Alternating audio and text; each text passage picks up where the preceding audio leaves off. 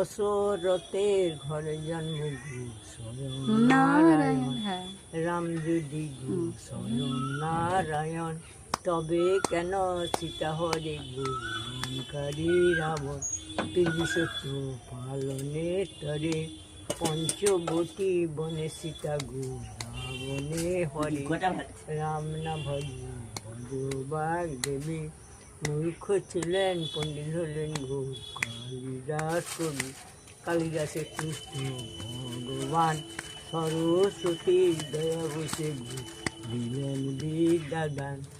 29 মাস বৃহস্পতিবার দিনে পুজব মায়ের শ্রীচরণে, মণি বিদায় করো বাবু মহাশয়, অন্য স্থানে যেতে হবে গো বিনাশয়।